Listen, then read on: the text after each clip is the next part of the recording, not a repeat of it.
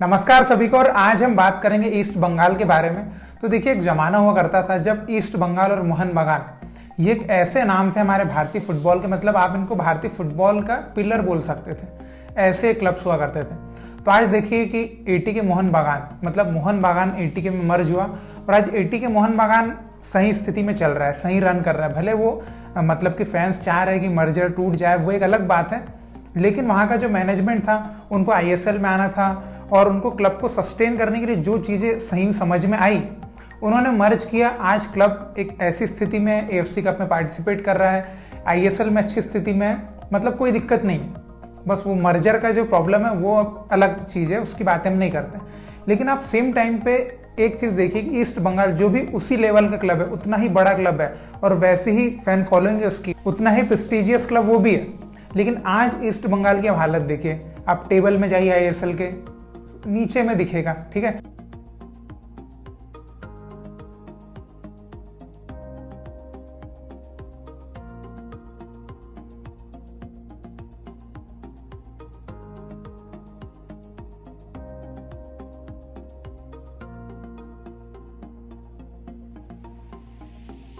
उसके बाद सबसे बुरी चीज तो ये है कि आज ईस्ट बंगाल के पास इन्वेस्टर ही नहीं है जो पैसे लगाए। तो बताइए, एक ऐसा क्लब जिसका मतलब कि फैन फॉलोइंग की बात करें तो लोग मतलब है ना लड़ने मरने के लिए तैयार हो जाते हैं, है ना। मोहन बागान ईस्ट बंगाल जब डर्बी हुआ करती थी, उसके पास आज पैसे लगाने वाला कोई नहीं है। तो इसमें किसकी गलती कहलाएगी बताइए। तो देखिए, मैं समझता हूँ कि कहीं ना कहीं ये जो मैनेजमेंट था, जो ईस्ट बंगाल क्लब मैनेजमेंट है, उसकी गलती मैं मानूंगा। क्यों? देखिए, ईस्ट बंगाल के पास पहले तो इन्वेस्टर था, बिल्कुल था, वो भी बिलियनियर इन्वेस्टर। ऐसा भी नहीं कि ऐसा इन्वेस्टर कि जिसकी कंपनी बंद हो गई है तो उसने क्लब से हट गया, नहीं, कंपनी अच्छे से रन कर रही है, कोई दिक्कत नहीं है। ऐसे इन्वेस्टर थे उनके पास और ईस्ट बंगाल के फैन भी थे, वो ऐसे इन्वेस्टर थे और उन्होंने क्लब से हाथ खींच लिया क्योंकि क्लब मैनेजमेंट के साथ उनको क्लब मैनेजमेंट की जो चीज़ें हैं वो उनको समझ में नहीं आई, पसंद नहीं आई। तो आपको इन्वेस्टर मिला, आपने कुछ ना कुछ तो सही काम नहीं किया होगा, तभी तो एक पैसा।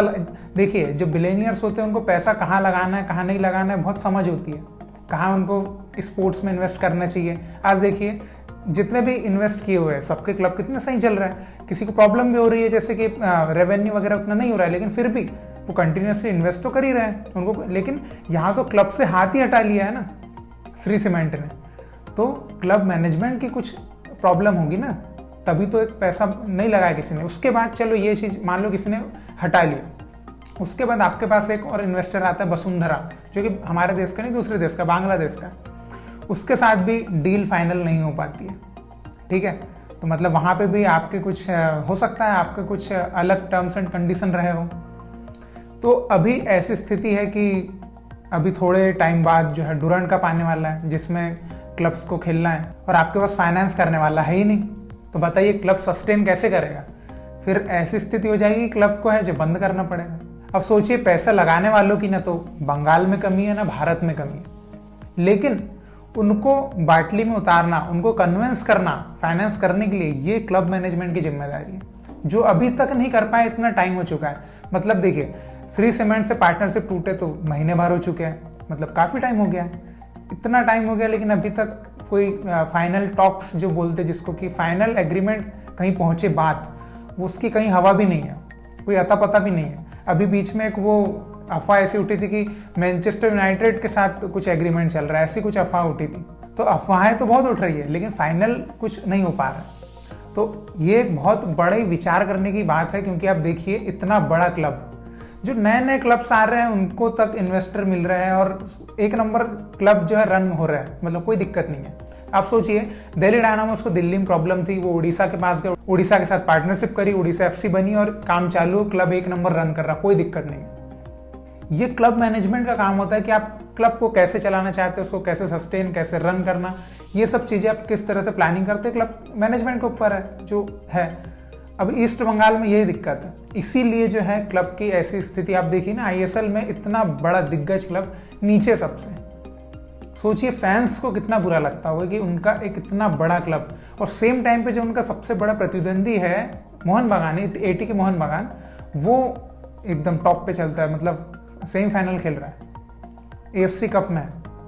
तो ये जो चीज़ें हैं, ये क्लब मैनेजमेंट को जो है ये चीज़ें सोचना चाहिए और कुछ अच्छा करने की कोशिश करना चाहिए। अगर इन्वेस्टर्स भी लेके आते हैं तो इन्वेस्टर्स तो आपके पास पहले भी था ही ना, लेकिन आपने कुछ सही से उनको जो रिटर्न जो मिलना चाहिए, उनको क्लब का नाम आगे जाए, क्लब आगे जाए, ऐसा कुछ दिखा ही नहीं। क्लब तो और नीचे चला गया।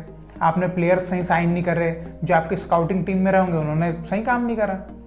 तो ये सब चीज़ें तो क्लब मैनेजमेंट को अच्छे से काम करना चाहिए। ये ऐसा मुझे लगता है, आपको कुछ और लग सकता है। तो अभी सबसे बड़ी बात यह है कि इन्वेस्टर्स कब तक आएगा, कब आएगा और कौन आएगा, सबसे बड़ा मसला ये है।